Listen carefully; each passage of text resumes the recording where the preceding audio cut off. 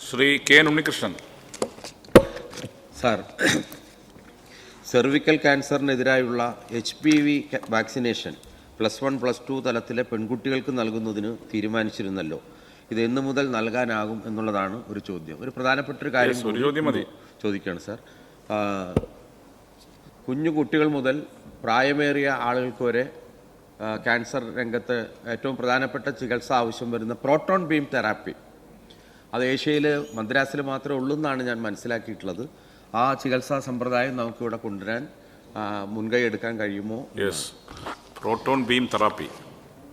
Yes sir, ഇതിൽ ബഹുമാനപ്പെട്ട അംഗം ചോദിച്ച വളരെ പ്രധാനപ്പെട്ട ഒരു കാര്യം സർ, സർവൈക്കൽ ക്യാൻസറുമായിട്ട് ബന്ധപ്പെട്ട് ഇപ്പോൾ ഞാൻ നേരത്തെ നമ്മുടെ സ്ക്രീനിങ് ആരംഭിച്ചതിനെ കുറിച്ച് പറഞ്ഞു. 12 ലക്ഷത്തിലധികം വനിതകൾ, ഇപ്പോൾ 13,64,000-ലധികം വനിതകൾ സ്ക്രീൻ ചെയ്യപ്പെട്ടപ്പോൾ സാർ 120 കേസസ് കണ്ടുപിടിച്ചു. അതിൽ 66 CA ബ്രസ്റ്റ് ക്യാൻസറാണ്.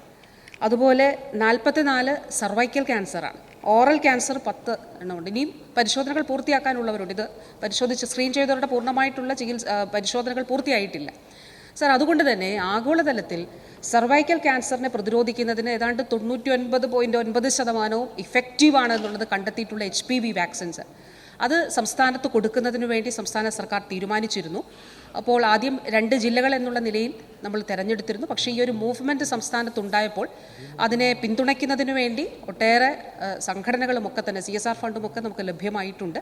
അപ്പോൾ ഇതിൻ്റെ അടിസ്ഥാനത്തിൽ മാർച്ച് മാസത്തിൽ തന്നെ നമ്മുടെ സംസ്ഥാനത്തെ ജില്ലകളിൽ ഏതാണ്ട് എല്ലാ ജില്ലകളിലും തന്നെ HPV വാക്സിൻ പെൺകുട്ടികൾക്ക് കൊടുക്കുന്നതിന് സാധിക്കും സർ. പെൺകുട്ടികളും ആൺകുട്ടികളും കൊടുക്കണം എന്നാണ് വൈദ്യശാസ്ത്രം പറയുന്നത്. പക്ഷേ ആദ്യം നമ്മൾ പെൺകുട്ടികൾക്ക് അത് കൊടുത്തു തുടങ്ങുന്നുണ്ട്. അവരുടെ ഒരു ഏജ് ഗ്രൂപ്പ് കൂടി വൈദ്യശാസ്ത്രം പറയുന്നുണ്ട് സർ. 9 മുതൽ 14 വയസ്സ് വരെ ഒരു ഗ്രൂപ്പ്, അതൊരു ഡോസ് മതിയാകും. ആ നിലയിലേക്ക് പിന്നെ ഹയർ സെക്കൻഡറി വിഭാഗം. അപ്പോൾ അതിൽ ഒരു സർക്കാർ കൃത്യമായൊരു തീരുമാനം എടുത്തുകൊണ്ട് എല്ലാ ജില്ലകളിലും ഇത് ലഭ്യമാക്കുന്നതിന് വേണ്ടിയിട്ടുള്ള നടപടികളാണ് സ്വീകരിക്കുന്നത്. ഈ തൊട്ടടുത്ത് തന്നെ അത് നമുക്ക് ആരംഭിക്കാനായിട്ട് കഴിയും സർ. പുതിയ രീതിയിലുള്ള ചികിത്സാ സംവിധാനങ്ങൾ സംബന്ധിച്ച് ഈ ബഹുമാനപ്പെട്ട അംഗം പറഞ്ഞ കാര്യങ്ങൾ ഉൾപ്പെടെ നമ്മുടെ സംസ്ഥാനത്ത് ആരംഭിച്ചിട്ടുണ്ട് എന്നുള്ളത് കൂടി അറിയിക്കാനായിട്ട് ആഗ്രഹിക്കുന്നു.